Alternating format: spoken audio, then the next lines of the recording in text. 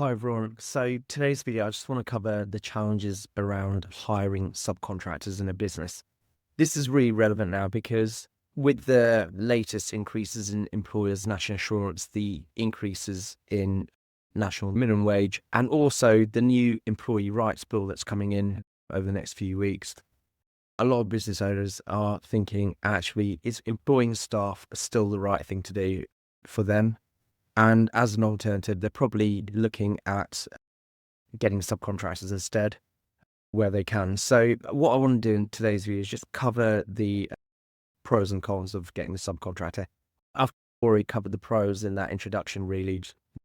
They don't have employee rights and that, pay employers national insurance on them. And potentially you could even pay them less than minimum wage. But let's go. What I want to discuss here is really the considerations that need to be given.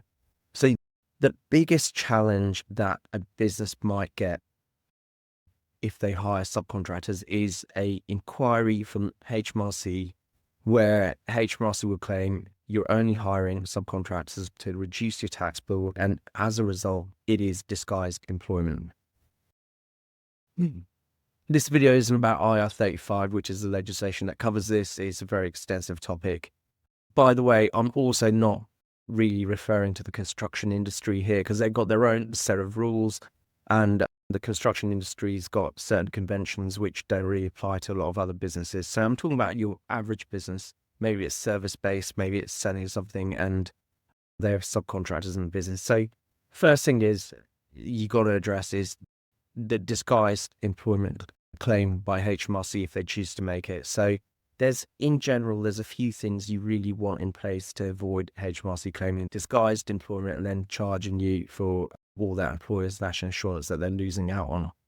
And also, actually, if the subcontractor you've hired doesn't pay their tax and HMRC wants to make you responsible for not paying their tax, that can also be challenging. So you could end up with a very hefty tax bill plus penalties and interest. So we want to avoid that. So really, you've got to have a solid subcontractor agreement in place. And it's got to be crystal clear that this person is not an employee. I'm not a contract specialist, so definitely go to websites like kudos.com and have a look at the sample contracts they've got there and all of their guidance on IR35. But typically, that contract should have a few things. It should have the right to substitution. It should have the right for them to work in other businesses if they want. It should confirm the level of independence they get in the role, so they aren't caught by the direction, supervision, and control rules. So, as I said earlier in the video, IR35 is a very complex topic. It is worth doing a little bit of research about this because it is relevant to hiring self-employed people. If you are confident that person cannot be classified as a disguised employee, you're probably okay. The second challenge you will then have is if that subcontractor comes back and tries to claim that they're an employee. This is why a good quality contract will potentially protect you, and having the right working conditions and working practices will protect you.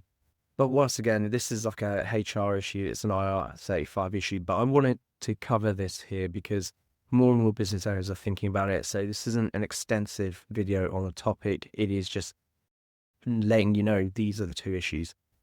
Once you get beyond that, you then need to make sure your insurance is appropriate and covers these subcontractors, because it doesn't automatically. And that is about it. But once again, IR35 is quite a complex thing. Definitely look into it. Talk to the right HR people to get the right contracts in place. But it's becoming more and more popular.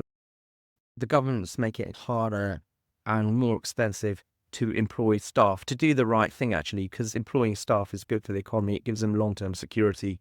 It gives them better working conditions. But as the government's making it harder to do that, then, and actually, let's face it, none of the legislation the government's brought out prevents or covers self-employment, then actually self-employment is becoming a very attractive option for a lot of business owners who want to grow their team without growing their issues.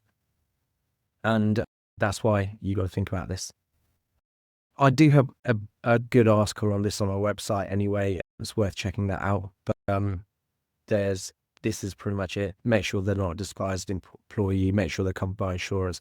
make sure they can't come back and claim that they were employee and employee rights retrospectively. And then you might just get away with it